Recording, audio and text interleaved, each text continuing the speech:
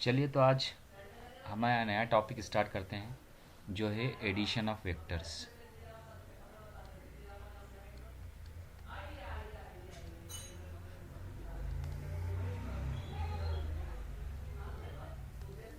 Addition of vectors.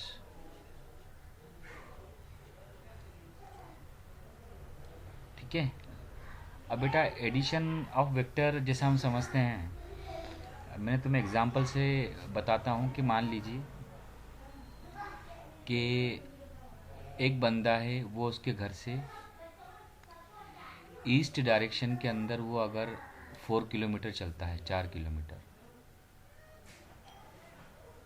4 kilometre चलता है वो ईस्ट डायरेक्शन के अंदर। ठीक है। उसके बाद वो नॉर्थ डायरेक्शन के अंदर चलता है 3 kilometre.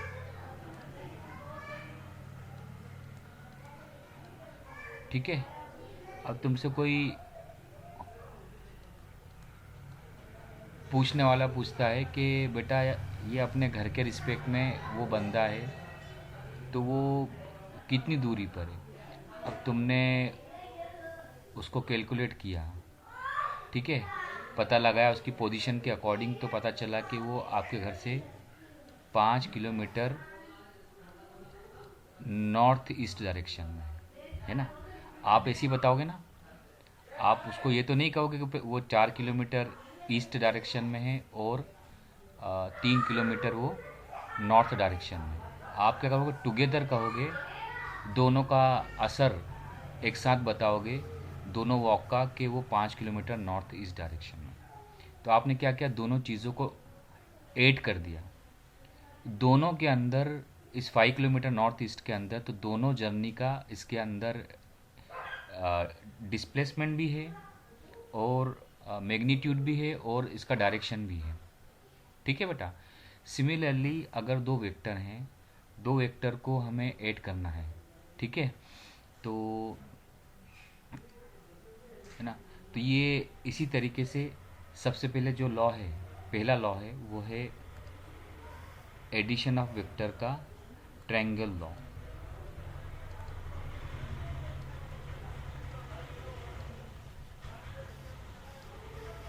Of vector addition.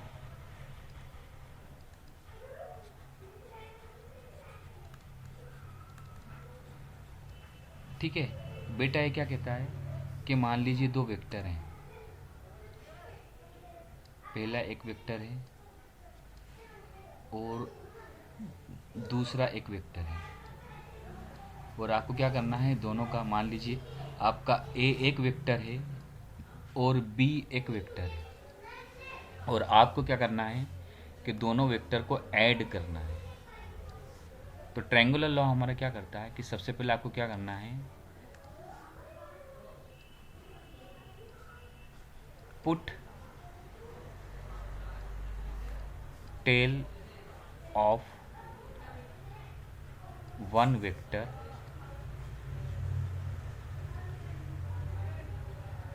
On, या टू द कर दो,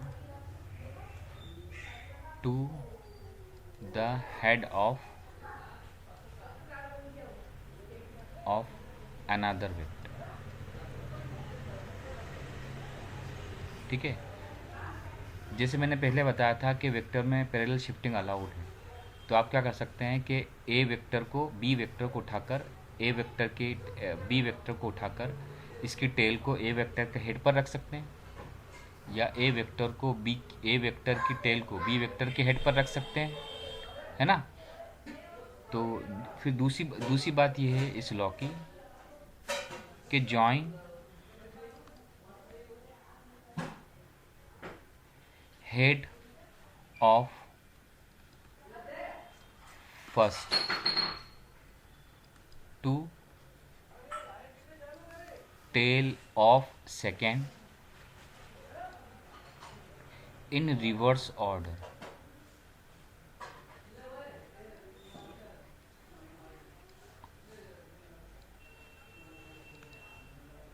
आपको क्या करना है, एक की टेल को, एक की जो फर्स्ट वाला है, ये जो बी है, इसके हेड को ओ ए की टेल से ज्वाइन करना है, कैसे? इन रिवर्स ऑर्डर। तो ज़रा देखते हैं कैसे। तो सबसे पहले ये आपका हमारा ए वेक्टर हो गया,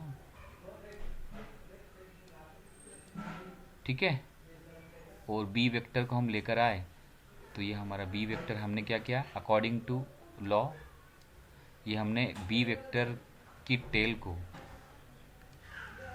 ए वेक्टर की हेड पर रख दिया, ठीक है, पहला काम ही हो गया। दूसरा क्या करना है, पहले के हेड को दूसरे की टेल से ज्वाइन कर दिया। एक सेकेंड,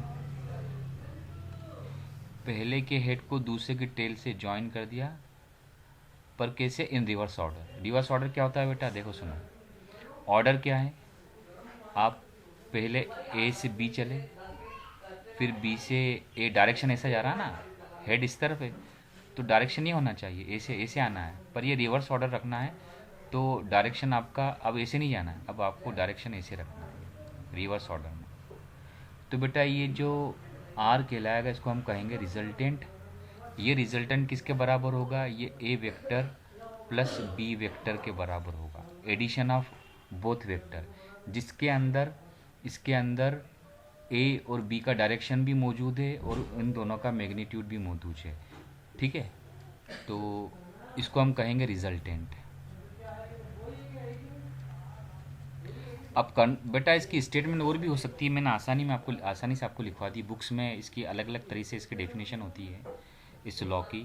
तो ज़रा मुझे बताओ क्या चीज़ क्लियर है? क्लियर है तो सी टाइप करें।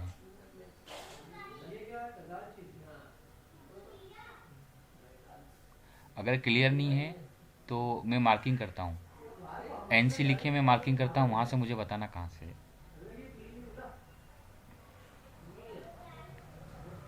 ठीक है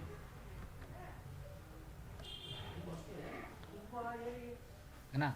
तो हम कुछ एग्जांपल देखते हैं इसके, कि मान लीजिए आपका एक वेक्टर ये है, मान लीजिए फोर्स है F1 वेक्टर, और आपका एक दूसरा वाला वेक्टर ये है F2 वेक्टर,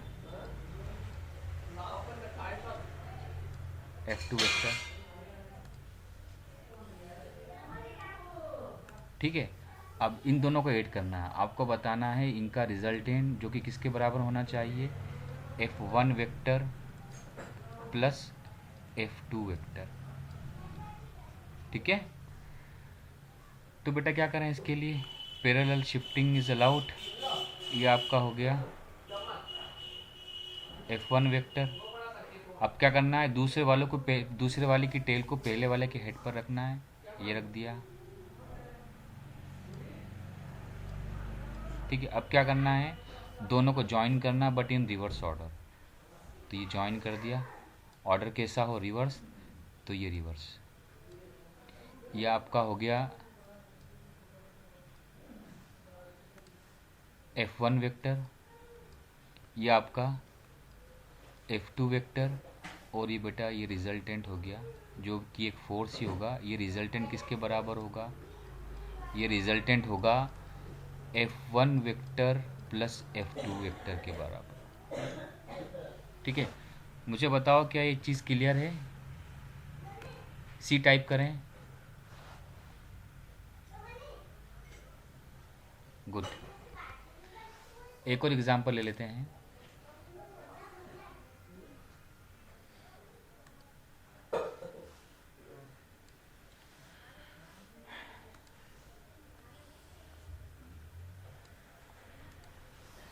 मान लीजिए आपका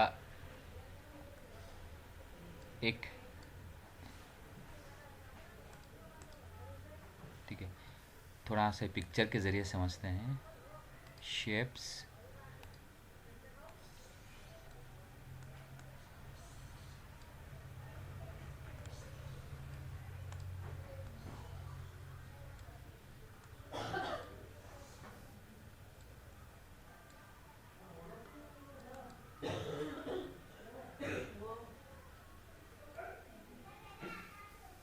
ये पहला एक वेक्टर है, इसको मैंने नाम दे दिया ए वेक्टर, और दूसरा वेक्टर मैंने ये उठा लिया,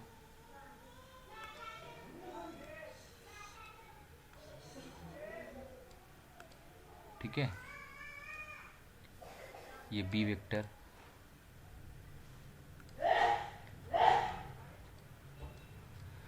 अब बेटा मुझे क्या करना है, इन दोनों को ऐड करना है, इनको ऐड करना है, A vector plus B vector,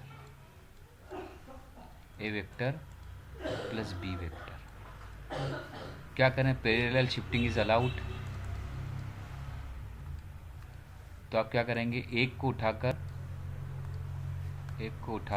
दूसरे के हेड पर रखेंगे, उसकी टेल को। ठीक है, ये बात क्लियर है। अब रिजल्टेंट बनाना है, तो रिजल्टेंट कैसा होगा, एक की टेल को दूसरे के हेड से ज्वाइन कर दो, पर कैसे, इन रिवर्स ऑर्डर। तो बेटा रिवर्स ऑर्डर ये होगा, ये आपका रिजल्टेंट होगा, जो किसके बराबर होगा, ये भी एक वेक्टर होगा और ये बराबर होगा ए वेक्टर प्लस बी वेक्टर। क्या मुझे बताओ, ये चीज़ क्लियर है? तो क्लियर टाइप करें इस बार।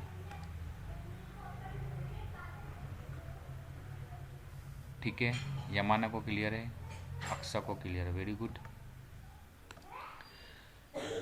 चलें, अब है ना, वेक्टर एडिशन का एक और लॉ है, वो क्या कहता है, जिसे हम कहते हैं parallelogram law of vector addition.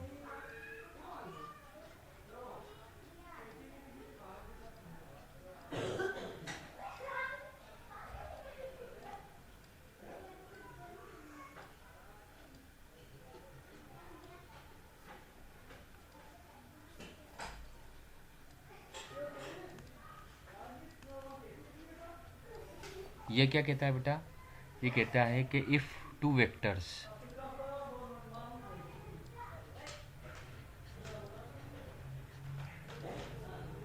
Are represented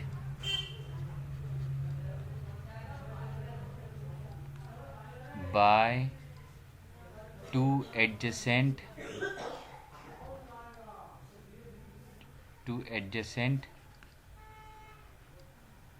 sides of parallelogram. पहली बात तो है कि दो वेक्टर ऐसे हैं कि जिनको आप ऐसे रिप्रेजेंट कर सकते हो कि दो एडजेसेंट पैरेललोग्राम की साइड है।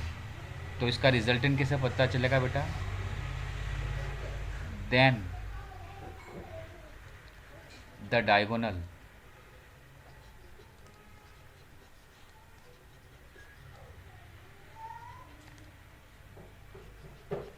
intersecting these two sides gives resultant। क्या मतलब हुआ इसका, मान लीजिए आपके पास दो वेक्टर हैं, अगेन ये आपका ए वेक्टर और एक हो गया आपका बी वेक्टर। हमने पहले वाले भी ऐसे लिए थे, ये आपका ए वेक्टर और ये बी वेक्टर। ठीक है, अब आपको इस बार क्या करना है, आपको इनको उठाकर रखना है, ज्वाइन करना है टेल टू टेल। ठीक है, तो ये एक आपका ए वेक्टर, इसको आपने रख दिया, और बी को और ए को आपको ज्वाइन करना है टेल टू टेल। तो ये बेटा क्या हुआ कि ये पैरेललोग्राम की साइड बन गई है ना। यहाँ से आपने एक पैरेलल लाइन खींची और एक यहाँ से एक पैरेलल लाइन खींची, इसके पैरेलल, ए के पैरेलल और बी के पैरेलल, तो एक पैरेललोग्राम बन गया। अब इन दोनों के जो इंटरसेक्टिंग पॉइंट से निकलता जो डायगोनल है पैरेललोग्राम का, बेटा ये आपको इन दोनों का रिजल्टेंट देगा। ये होगा रिजल्टेंट वेक्टर आर, जो कि ए वेक्टर प्लस बी वेक्टर के बराबर होगा। ये एक दूसरा रूल है। ठीक है, तो इस तरह से भी हम वेक्टर को ज्वाइन कर सकते हैं। जैसे फॉर एग्जांपल एक पार्टिकल है, उस पर एक फोर्स इधर लगा, ठीक है, एक साथ, और एक फोर्स इस तरफ लगा। ठीक है, तो आपका दो फोर्स एक साथ इसके ऊपर लग रहे हैं, तो ये डिस्प्लेसमेंट किस तरफ होगा, इसका डिस्प्लेसमेंट बेटा इस तरफ होगा, ये आपको रिजल्टेंट मिलेगा। ठीक है, ये आपका F1 वेक्टर है, ये आपका F2 वेक्टर है, ये इन दोनों का रिजल्टेंट है जो कि F1 vector plus F2 vector के बराबर होगा। ठीक है, ज़रा बताओ मुझको, क्या ये कॉन्सेप्ट क्लियर है तुमको?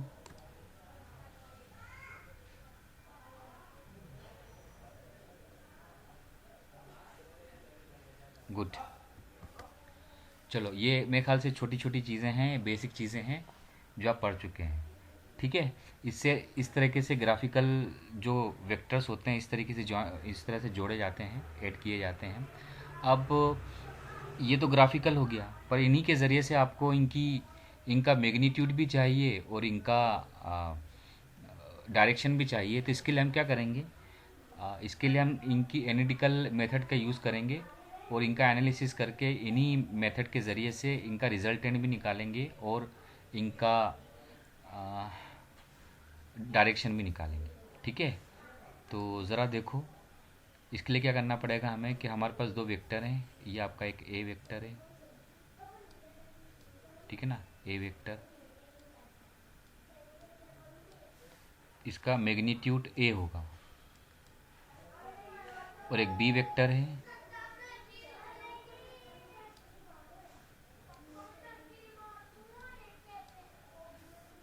बी वेक्टर जिसका मैग्नीट्यूड हमने मान लिया कि बी है। ठीक है, अब आपको रिजल्टेंट चाहिए, तो रिजल्टेंट क्या होगा बेटा, एक की टेल को दूसरे के हेड से ज्वाइन करो, पर कैसे, रिवर्स ऑर्डर में। तो ये आपका आर हो गया रिजल्टेंट, आर वेक्टर जिसका मैग्नीट्यूड आर होगा।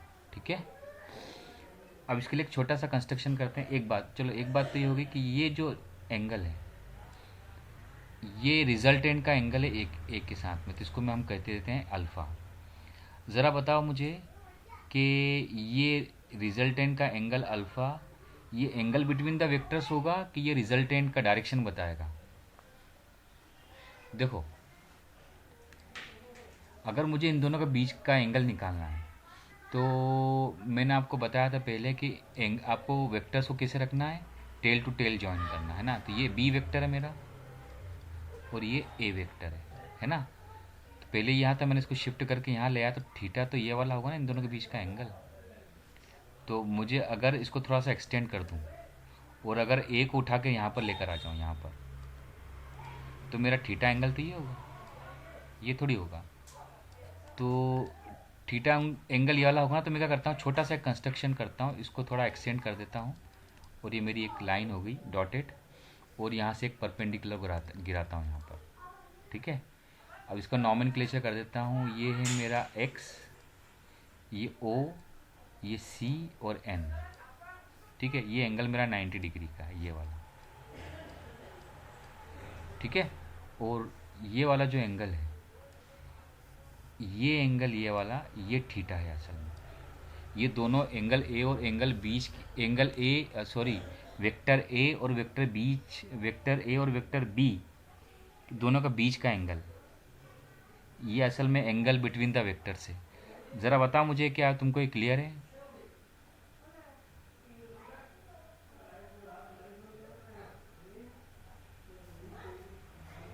सी दबाओ अगर क्लियर हो तो। अच्छा, एक सेकेंड, फिर से सुनो। पहले मैं एंगल बताता हूँ इनका। मैं एक बार यहाँ से रीड्रॉ करता हूँ। ये मेरा ए वेक्टर है और ये बी वेक्टर है ना। तो बेटा मैंने तुमको बताया था कि ये इन दोनों के बीच का एंगल क्या होगा, कब निकलेगा, जब इन दोनों का आप टेल टू टेल ज्वाइन करो। तो ए तो अभी ये ए का हेड है और बी की टेल है, तो ये एंगल थोड़ी होगा। एंगल तो मुझे क्या करना पड़ेगा, ए को उठाकर इसकी टेल को ज्वाइन रखना होगा। तो मैं ए को इसे उठाकर लेकर आऊँगा और यहाँ पर मैं ए को रखूँगा, तो ये एंगल थीटा होगा ना असल में। क्लियर है? तो मैं वही तो बता रहा हूँ, मैंने क्या किया कि अब ए को वहीं रहने दिया, सिर्फ इस लाइन को एक्सटेंड कर लिया यहाँ पर, और थोड़ा सा कंस्ट्रक्शन किया। एक लाइन ये है, इसको कंस्ट्रक्शन किया, और एक ये लाइन ये है। तो ये एंगल तो मैंने क्योंकि परपेंडिकुलर गिराया है तो ये एंगल 90 डिग्री बाय कंस्ट्रक्शन है, और ये एंगल थीटा होगा, यानी ये ए और बीच का थीटा इस angle between A vector and B vector. ज़रा मुझे बताओ क्या ये क्लियर है तुमको? अब सी टाइप पर अगर क्लियर हो तो ठीक है। चलो जी, तो ये मिटाते हैं।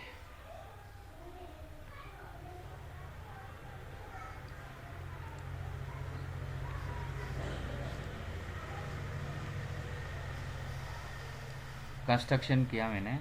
अब मैं ले रहा हूँ ट्रायंगल, मैं ले रहा हूँ ट्रायंगल एक्स ओ एन। कौन सा वाला ट्रायंगल लिया है मैंने? एक्स ओ, एक्स एन, एक्स ओ और एन, ये वाला ट्रायंगल, ठीक है ना, ये वाला, ठीक है। अब मुझे बताओ इसमें ये जो सी एक्स है, अगर मैं बात करूं सी एक्स की, तो ये तो मैंने, ये मेरा बी वेक्टर है, यानी सी एक्स की वैल्यू वेक्टर बी के मैग्नीट्यूड के बराबर होगी। और अगर मैं ओ सी की बात करूं, ओ सी की, तो ओ सी, तो ये तो मेरा ए वेक्टर है, यानी इसकी वैल्यू ए वेक्टर के मैग्नीट्यूड के बराबर होगी। और अगर मैं सी एन की बात करूँ तो सी एन की डायरेक्ट वैल्यू मुझे दी नहीं रखी है, सी एन की ये वाली वैल्यू। और सिमिलरली एक्स एन की बात करूँ तो एक्स एन की वैल्यू मुझे डायरेक्ट दी भी नहीं है, पर मुझे पता है कि ट्रायंगल एक्स सी एन ये एक राइट एंगल्ड ट्रायंगल है, यहाँ पे मैं ट्रिग्नोमेट्री लगा सकता हूँ। नहीं तो अगर मैं साइन थीटा की बात करूँ, इस केस में साइन थीटा, यानी थीटा एंगल ये वाला ले लिया, और साइन, इसके साइन की बात करूं तो ये परपेंडिकुलर अपॉन बेस होगा, है ना। तो परपेंडिकुलर अपॉन, नहीं सॉरी, साइन थीटा की बात कर रहे हैं ना, तो परपेंडिकुलर अपॉन हाइपोटेनियस होगा। तो परपेंडिकुलर क्या है इस केस में? एक्स एन, ठीक है। और हाइपोटेनियस क्या है इस केस में? हाइपोटेनियस मेरा सी एक्स है ना, सी एक्स, ठीक है। और एक्स एन की वैल्यू मुझे निकालना है, सी एक्स किसके बराबर है? इसकी मैग्नीट्यूड ऑफ बी के बराबर है, वो बी के मैं उधर ले जाता हूँ बी को, तो मेरा यहाँ से बेटा एक्स एन की वैल्यू आ जाती है, एक्स एन की वैल्यू आ जाती है बी साइन थीटा, ठीक है। और अगर मैं सी एन की वैल्यू नहीं, उसकी वैल्यू निकाल रहा है ना, सी एन, एक सेकेंड, मैं किसकी, एक्स एन की वैल्यू निकाल, हाँ एक्स एन की वैल्यू निकाल रहा था ना। अब मैं अगर कॉस कॉस थीटा की बात करता हूँ, तो कॉस थीटा के लिए सी एन बेस है, और अगेन सी एक्स क्या है मेरा, यह हाइपोटेनियस ही है, सी एक्स अगेन मेरा ये किसके बराबर, ये बी के बराबर है, ठीक है ना। सी एन की वैल्यू मुझे निकालना है, तो सी एन की वैल्यू में यहाँ पर आपका कॉस थीटा है, मैंने क्रॉस मल्टीप्लाई किया तो सी एन इक्वल टू कितना आ गया, बी कॉस थीटा के बराबर आ गया, ठीक है।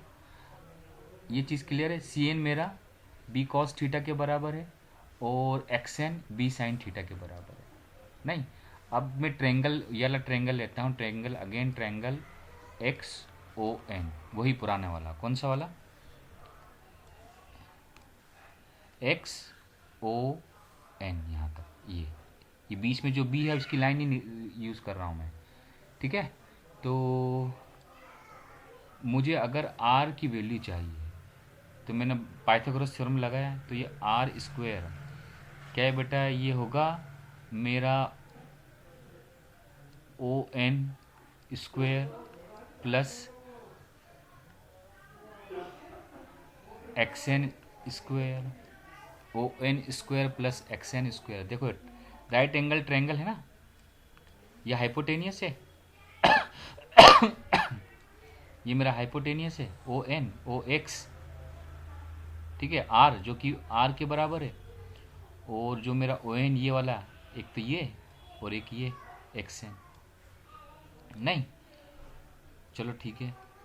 अब मुझे आर निकालना है, तो मुझे क्या करना पड़ेगा कि मैंने रूट लिया दोनों तरफ, तो आर मेरा बराबर आ जाएगा अंडर रूट, अच्छा ओ एन, अगर मैं ओ एन देखूँ तो ये जो ओ एन है, ओ एन, ये ओ सी प्लस ओ एन है, O C plus O N, again O C plus O N,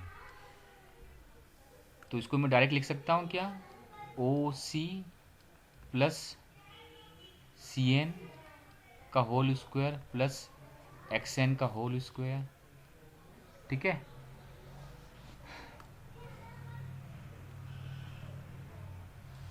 अच्छा ओ सी की मैं बात करूँ तो ये ओ सी, ये तो बेटा ओ वेक्टर है, ये ए वेक्टर है, ओ सी हमने देखा था यहाँ पे, ओ सी ए वेक्टर है, तो यहाँ पे वैल्यू लिख सकता हूँ R equal to under root, O C मेरा क्या है, ए वेक्टर है, प्लस सी एन क्या है, सी एन मैंने निकाला यहाँ पर, सी एन ये निकला है बी कॉस थीटा का whole square, plus X N कितना था, ये है बी साइन थीटा का होल स्क्वायर, और इस पूरे के ऊपर क्या है, रूट है, ठीक है। यहाँ तक ज़रा मुझे बताओ, मैं थोड़ी सी मार्किंग कर रहा हूँ, क्या तुम्हें यहाँ तक सब चीज़ें क्लियर हैं। ये है मेरा, ये पूरा है कॉन्सेप्ट नंबर 1,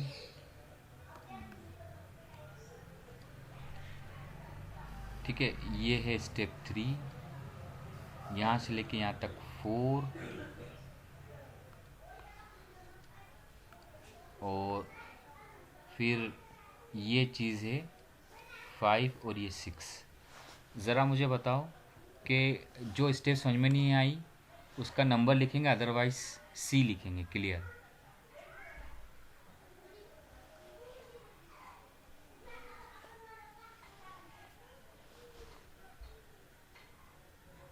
चले ठीक है।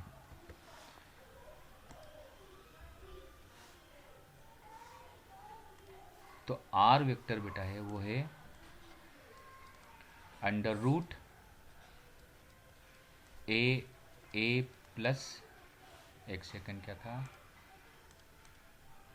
हाँ, बी कॉस थीटा का whole square plus B cos theta ही था ना ये, हाँ, बी साइन थीटा का होल स्क्वायर, ठीक है। अब मैं ब्रैकेट खोलता हूँ,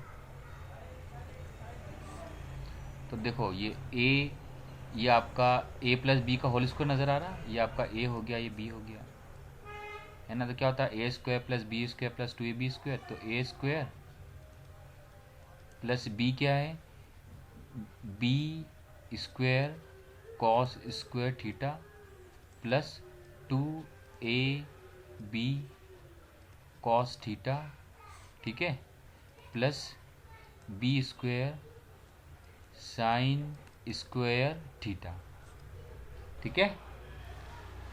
और आर स्क्वायर को मैं अरेंज करके इसे लिख सकता हूँ A square plus B square cos square theta plus B square sine square theta plus 2ab cos theta, ठीक है। अब एक दो स्टेप और, R square equal to under root A square plus B square cos square, B square मैंने common निकाला, plus sine square theta plus 2ab cos theta, ठीक है। अब आपको पता है ट्रिग्नोमेट्री की एक आइडेंटिटी है, sine square theta plus cos square theta equal to होता है 1, तो ये पूरी टर्म होगी बेटा 1, तो क्या बचेगा, R square equal to under root A square plus B square, ये तो 1 हो गया, cos square theta plus sine square theta plus 2ab cos theta. ये है मेरा किसी भी दो वेक्टर के बीच में उनका उनका सॉरी, ये आर स्क्वायर चला आ रहा है, ये आर स्क्वायर नहीं है, हम पहले ही आर स्क्वायर कट कर चुके हैं। ये मैग्नीट्यूड है दोनों वेक्टर के एडिशन का। तो चलो जी, मैं मार्किंग कर देता हूँ। ये मेरी स्टेप नंबर 1 है, ये स्टेप नंबर 2 है, ये 3 है और ये 4 है। बताओ कौन सी स्टेप समझ में नहीं आई है। और एक बात और बता दूँ, ये फार्मूला आपको बिल्कुल रटना है, याद रखना है। स्टेप समझ में नहीं आए तो स्टेप लिखेंगे, अदरवाइज क्लियर लिखेंगे।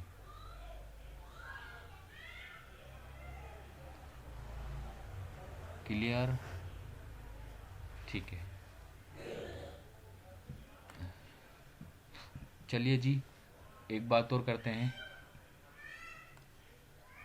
ये तो मैग्नीट्यूड निकल गया, अब एंगल भी चाहिए ना आपको, तो मैं ज़रा सा डायग्राम फिर से बना देता हूँ।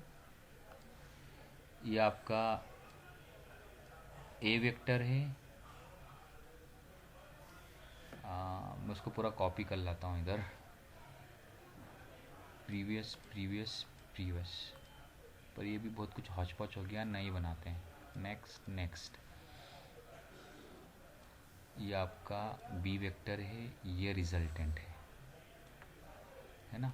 और यहाँ से हमने कंस्ट्रक्शन किया था ये, ठीक है। यहाँ पर ये आया था आपका बी साइन थीटा और नीचे था आपका बी कॉस थीटा, ये थीटा था, आर ए और बी, है ना। अब मुझे असल में एंगल निकालना है, तो ये एंगल, ये एक्स एक्सिस है मेरा, ठीक है ना। तो ये अल्फ़ा, इसको मैंने नाम दे दिया अल्फ़ा, ठीक है। ये रिजल्टेंट का डायरेक्शन बता रहा है विथ रिस्पेक्ट टू ए मान लो, या with respect to X axis, है ना। तो हमें डायरेक्शन अल्फ़ा से ही पता चल रही है, तो हमें अल्फ़ा निकालना पड़ेगा। तो अल्फ़ा हम निकालेंगे बेटा 10 alpha, in terms of 10 alpha निकालेंगे इसकी डायरेक्शन, ठीक है। 10 अल्फ़ा अगर मैं लेता हूँ तो ज़रा बताओ क्या होता है ये होता है परपेंडिकुलर अपॉन बेस। आज पूरे ट्रायंगल की मैं बात करता हूँ, ये पूरा ट्रायंगल, ये और ये पूरा ट्रायंगल, इस पूरे ट्रायंगल की अगर मैं बात करता हूँ तो अल्फ़ा के लिए परपेंडिकुलर ये है बी साइन थीटा, ठीक है।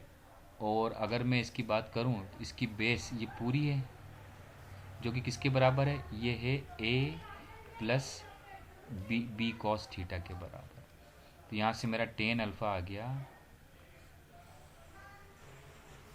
बी साइन थीटा अपॉन ए प्लस बी कॉस थीटा। मुझे बताओ क्या चीज़ क्लियर है तुमको।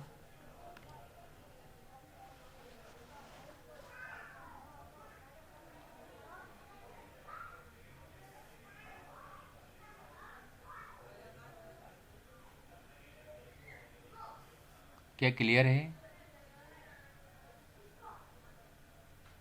हाँ, डायरेक्शन दो चीज़ें निकलेंगी ना, एक तो निकलेगा इसका मैग्नीट्यूड, जो उसका फॉर्मूला क्या है जो हमने पीछे देखा, √a² plus b² plus 2ab cos theta. और डायरेक्शन निकालने के लिए 10 अल्फ़ा, 10 अल्फ़ा क्या होगा, बी साइन थीटा अपॉन ए प्लस बी कॉस थीटा, ठीक है। तो ये बिल्कुल आपको बेटा बिल्कुल ये बाय हार्ट होना चाहिए, है ना। आर की वैल्यू निकालना है तो √a² प्लस b², ये क्या हो गया, एक सेकेंड, ये कुछ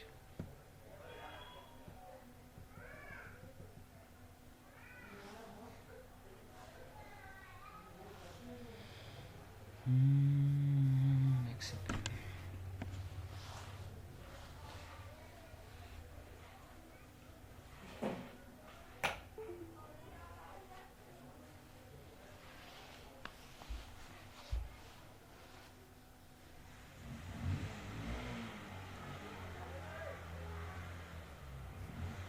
कुछ सेंसिटिविटी के अंदर कुछ चेंज आ गया इसके, अब सही हुआ है। मैं एक बार फिर से लिख देता हूँ। मुझे अगर मैग्नीट्यूड निकालना है, उसका फार्मूला है a² plus b² plus 2ab cos theta. और अगर मुझे इसका डायरेक्शन निकालना है तो in terms of tan alpha निकलेगा, या alpha equal to tan inverse. तो ये फार्मूला है बेटा, इसको ऐसे याद रखना है तुमको, बी साइन थीटा, ठीक है, ए प्लस बी कॉस थीटा। अब देखो इसमें एक चीज़ याद रखना है कि तुमने जो रिजल्टेंट लिया है, ये रिजल्टेंट आर है, ठीक है। इसका जो तुमने एंगल लिया है वो विथ रिस्पेक्ट टू ए लिया है।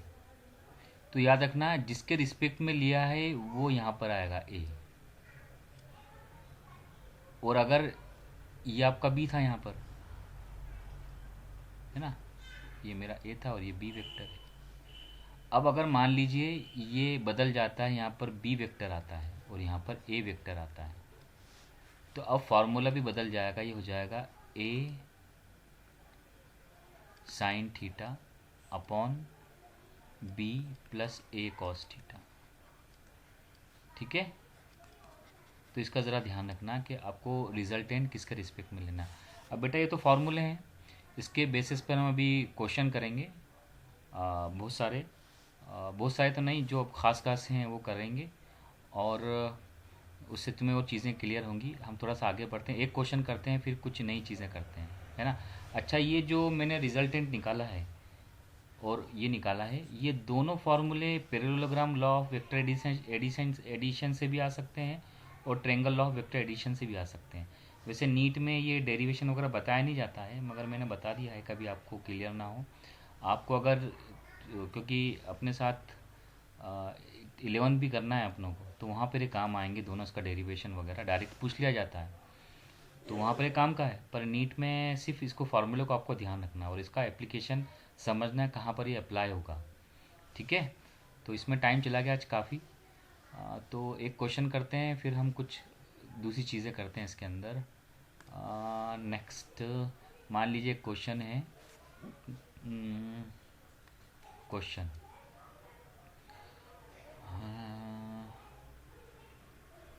Find the unit vector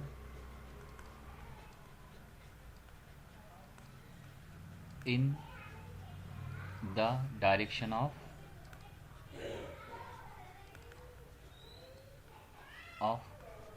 a vector plus b vector. एक आपको यूनिट वेक्टर निकालना है जो a vector plus b vector के डायरेक्शन में हो, और आपको दे रखा है a वेक्टर और b वेक्टर की value, where a vector equals to i के प्लस j के, और b वेक्टर कितना है, b vector equals to I के प्लस जे के प्लस के, ठीक है। तो हमें बेटा है ना इस पूरे ए वेक्टर प्लस बी वेक्टर की डायरेक्शन में यूनिट वेक्टर निकालना। चलो निकालते हैं। तो सबसे पहले ए वेक्टर प्लस बी वेक्टर निकालें, तो ए वेक्टर प्लस बी वेक्टर ये कितना होगा, ये होगा ए वेक्टर की मेरी वैल्यू है आई प्लस जे के, प्लस बी वेक्टर की अगर मैं बात करूं तो ये है एक आई के प्लस जे के प्लस के, ठीक है। तो आई, इसको ब्रैकेट को मैंने खोला तो हो गया आई के प्लस जे के प्लस आई के प्लस जे के प्लस के, दो आई है तो ये हो गया 2i के प्लस 2j के प्लस के। ये मेरा आ गया क्या, ए वेक्टर प्लस बी वेक्टर, ठीक है। अब मुझे असल में इसकी डायरेक्शन में क्या चाहिए, एक यूनिट वेक्टर मान चाहिए, है ना। तो ज़रा देखो बताओ, यूनिट वेक्टर का मैंने तुम्हें क्या बताया था कि अगर मान लीजिए सी एक यूनिट वेक्टर है तो सी कैप ये क्या होता है, ये होता है C vector upon magnitude of C vector. इसके वेक्टर के मैग्नीट्यूड को एक वेक्टर के उसी के मैग्नीट्यूड से डिवाइड कर दो तो आपका उसका यूनिट वेक्टर आ जाएगा, ठीक है। तो चलें, अगर मैं ए वेक्टर प्लस बी वेक्टर को सी वेक्टर मान लेता हूँ, तो सी वेक्टर की मेरी वैल्यू क्या हो गई, सी वेक्टर इक्वल टू हो गया मेरा 2i plus 2j plus k। ठीक है, अब सी वेक्टर का मुझे मैग्नीट्यूड निकालना है। तो क्या होगा, ये होगा under root 2 square plus 2 square plus 1 square. किसी भी वेक्टर, आपको कोई एक वेक्टर दे रखा हो, उसका अगर मैग्नीट्यूड निकालना हो, अगर वो 3 डायमेंशन हो तो होगा x² plus y² plus z², जबकि आपका जो r वेक्टर होगा वो r वेक्टर होगा xi plus yj plus zk। ठीक है, तो इसका मैग्नीट्यूड हो गया। तो इसका मैग्नीट्यूड कितना होगा बेटा, 4 + 4 + 1, ये हो गया अंडर रूट 9 यानी इक्वल टू 3। तो मेरा सी कैप जो आ गया, सी कैप का मैग्नीट्यूड आ गया, ये आ गया 3। ठीक है, अब सी कैप में मुझे निकालना है, तो सी होगा C vector upon the magnitude of C vector. C vector कितना है बेटा, ये है 2i cap plus 2j cap plus k cap upon 3। ये मैंने ब्रैकेट हटाया तो हो गया 2/3i cap plus 2/3j cap plus 1/3k cap. ठीक है, ये मेरा यूनिट वेक्टर आ गया along a plus B vector. ठीक है, मैं ज़रा मार्किंग कर देता हूँ, बताओ मुझे।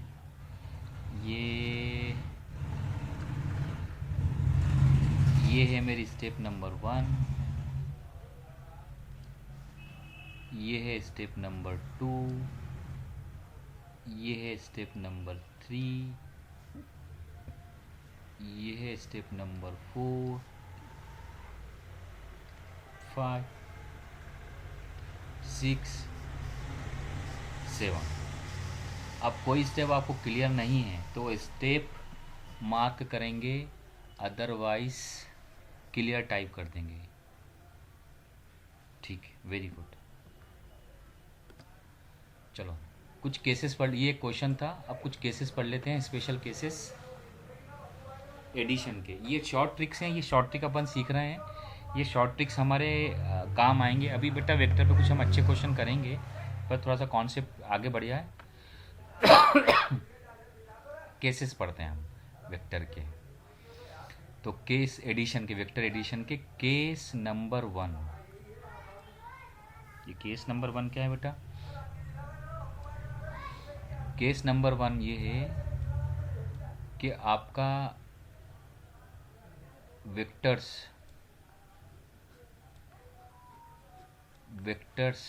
Are in same direction. Same direction मतलब ये होता है कि बेटा आपका जो इनके बीच का एंगल होगा ये 0 डिग्री होगा। ठीक है, तो मान लीजिए आपका एक ए वेक्टर है, एक बी वेक्टर है, इन दोनों का डायरेक्शन कैसा है, सेम है। ठीक है, मान लीजिए एक ए वेक्टर है और सिमिलरली एक बी वेक्टर, इन दोनों का डायरेक्शन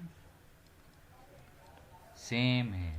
मेरे इसमें थोड़ा सा डिफरेंट आ रहा है डायरेक्शन, पर आप सेम मान लो। ठीक है, तो मुझे अब इनका रिजल्टेंट निकालना है। चलें जी, तो ए का मैग्नीट्यूड क्या फार्मूला मेरे पास, a² plus b² plus 2ab cos theta. ठीक है, अगर मैं इसकी बात करूं, इसका मैग्नीट्यूड a मान लेते हैं, a होगा, इसका मैग्नीट्यूड b होगा, तो फार्मूला क्या बन गया, a² plus b² plus 2 into A into B. Cos कितना है मेरा, कॉस है 0 डिग्री। ठीक है, अब क्या करें, आर, हाँ आर इक्वल टू, अच्छा एक बात, कॉस 0 डिग्री क्या ये 1 होता है, कॉस 0 डिग्री 1 होता है। तो मेरा आर हो गया बेटा a² plus b² plus 2ab cos थी 0 तो 1 हो गया, फार्मूला बचा A square plus B square plus 2ab। बेटा ये तो एक हमारी एक अलजेब्रिक आइडेंटिटी होती है, तो ये कितना हो गया, इसको क्या मैं लिख सकता हूँ a प्लस बी का होल स्क्वायर ऐसे करके, और इधर रूट से स्क्वायर कैंसिल, तो मेरा r की वैल्यू आ गई a प्लस बी। आर के मैग्नीट्यूड मेरा आ गया, डायरेक्ट मैंने क्या करना है कि एडिशन कर देना है। मुझे बताओ क्या पूरा क्लियर है? ये शॉर्ट ट्रिक है थोड़ी सी, तुम इसकी क्या करना मुझे बताता हूँ, पहले मुझे बताओ यहाँ तक क्लियर है? ठीक है, तो देखो ये हमें बता रहा है कि जब डायरेक्शन सेम हो दो वेक्टर की डायरेक्शन सेम हो, ए वेक्टर प्लस बी वेक्टर, उनका मैग्नीट्यूड आपको पता है, तो आपको ये फार्मूला लगाने की ज़रूरत नहीं है। आप शॉर्ट ट्रिक अपनाएंगे क्या कि आप डायरेक्ट उनके मैग्नीट्यूड को प्लस कर देंगे। ठीक है, डायरेक्ट मैग्नीट्यूड को क्या करेंगे, प्लस कर देंगे, है ना। ये क्वेश्चन आएगा तो उसको और अपन देखेंगे। इसको थोड़ा याद रखना कि आप जब डायरेक्शन सेम हो तो मैग्नीट्यूड को ऐड कर देंगे। अगला केस है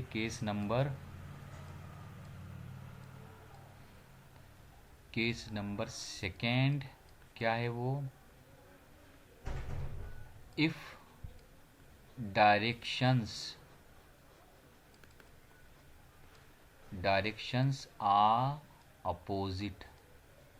जब डायरेक्शन कैसी होगी, अपोजिट वेक्टर की, एक वेक्टर आपका इस डायरेक्शन में है और एक वेक्टर इस डायरेक्शन में, ठीक है, तो इनको आप टेल टू टेल ज्वाइन करो, एक ए वेक्टर एक बी वेक्टर, इन दोनों के बीच का एंगल कितना हो गया, थीटा इक्वल्स टू हो गया 180 डिग्री। ठीक है, थीटा इक्वल्स टू 180 डिग्री, और कॉस 180 डिग्री होता है बेटा -1। ज़रा फार्मूले के अंदर पुट करेंगे, आपका जो आर है ये हो गया A square plus B square plus 2ab cos 180 degree equals to under root A square plus B square plus 2ab into -1। ठीक है, कॉस 180 डिग्री होता है -1। अगेन आर लिखेंगे under root A square plus B square, ये होगा -2ab, और हम इसको लिख सकते हैं अलजेब्रिक आइडेंटिटी के फॉर्म में a माइनस बी का होल स्क्वायर, और जब रूट और स्क्वायर कैंसिल होंगे तो हमारा डायरेक्ट आ जाएगा a माइनस बी। आर का रिजल्टेंट डायरेक्ट आ गया कितना, a माइनस बी। मतलब क्या हुआ कि अगर आपको पता है कि डायरेक्शन अगर दोनों की अपोजिट हैं, यानी ये दोनों नेगेटिव वेक्टर्स हैं या एंटी पैरेलल वेक्टर्स हैं, तो आप क्या कर सकते हो, डायरेक्ट मैग्नीट्यूड इनका माइनस कर सकते हो, है ना। जैसे फॉर एग्जांपल दो फोर्स एक पार्टिकल पर लग रहे हैं,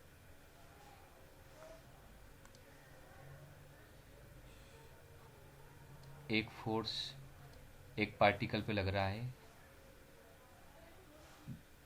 और एक दूसरा फोर्स भी लग रहा है, ठीक है। दोनों फोर्स जो लग रहे हैं वो 3 न्यूटन के हैं, ठीक है। एक इस डायरेक्शन में है, एक इस डायरेक्शन में, या कहने कि एक नेगेटिव एक्स एक्सिस की डायरेक्शन में, एक पॉजिटिव एक्स एक्सिस की डायरेक्शन अपोजिट है, तो क्या डायरेक्ट मैग्नीट्यूड माइनस करते हैं, 3 - 2 इक्वल टू आ गया 0 न्यूटन। क्या इसके ऊपर 0 फोर्स लगेगा, यानी ये पार्टिकल कहीं भी डिस्प्लेस नहीं होगा, इक्विलिब्रियम में होगा ये।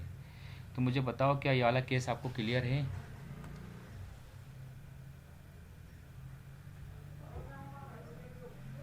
क्लियर टाइप करें, चलो ठीक है, दोनों को क्लियर है।